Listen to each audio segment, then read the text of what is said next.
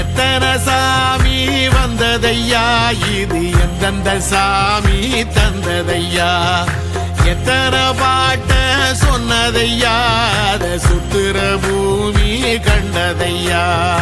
அடிச்சு வீசும் காத்துலையும் அந்த தகப்பனாச சுத்துதையா, பிடிச்சு பூக்கும் வேதையிலும் ஒரு வம்சத்து கதையே உள்ளதையா,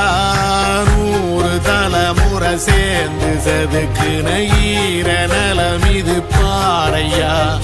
வாழும் வரையிலும் நீயும் விதைக்கிற கடமை இருக்கு கேளையா.